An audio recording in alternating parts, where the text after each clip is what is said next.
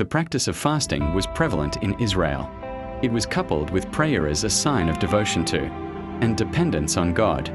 It had degenerated among the Pharisees into an external observance used to impress people with the piety of the one fasting.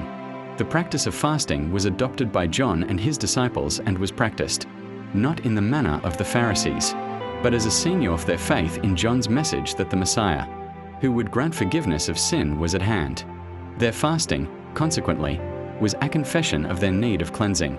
The Pharisees constantly observed Christ and his disciples to see whether they conformed to Pharisaic traditions and practices. They observed that neither Christ nor his disciples fasted. The Pharisees recognized the relationship between John the Baptist and Jesus. Since John fasted, the Pharisees challenged Christ as to why neither he nor his disciples fasted.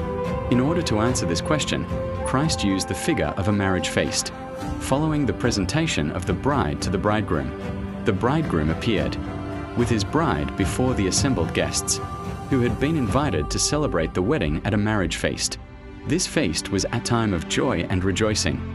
Christ pictured himself as the bridegroom, and he pictured that generation as guests who had been invited to a wedding.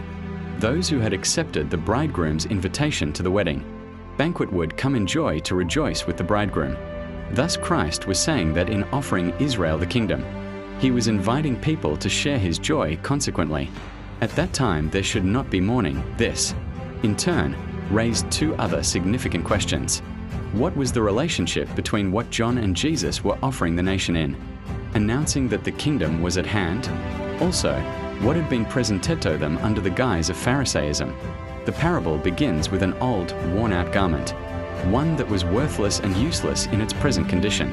It would be possible to patch such a garment and prolong its usefulness for a short season. In order to do so, one would not cut a piece out of a new garment. Should one foolishly do so, one would destroy the new garment or render it useless. Further, new garments were made oven-dressed cloth that shrank with the first washing. Therefore, should a new patch be sewn on an old garment, the new patch would shrink and tear away from the old garment in the process of washing. Then the whole would be larger than before. This would lead to the destruction of the old garment. To further illustrate the truth, Christ used the figure of wineskins made from the skins of sheep or goats. There was a great deal of elasticity in a new wineskin, since there was considerable expansion in the fermentation process. Grape juice was put into new wineskins that would expand as the grape juice was transformed into wine. Sufficient elasticity would be retained for several years, and so the wineskin could be used again and again. When the wineskin became old, it lost its elasticity. If grape juice was put into an old, inflexible wineskin, the expansion of the fermentation process would destroy that wineskin. Thus, not only would the wine be lost, but the wineskin would be destroyed.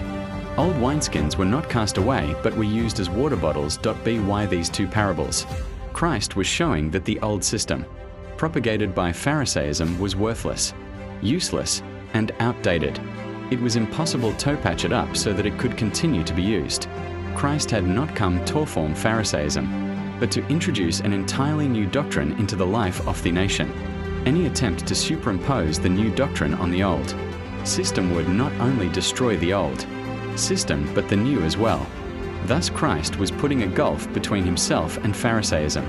Christ had previously done this when he said to his hearers, "I tell you that unless your righteousness surpasses that of the Pharisees and teachers of the law, you will certainly not enter the kingdom of heaven." Matt 5:20. Christ anticipated the response of the Pharisees to his offer of the kingdom and the new doctrine that accompanied it when he said, "No one after drinking old wine wants the new, for he says, the old is better." Luke 5 verse 39. The Pharisees were content with their system and had no desire to change. These parables set forth the irreconcilable differences between Christ and Pharisaism.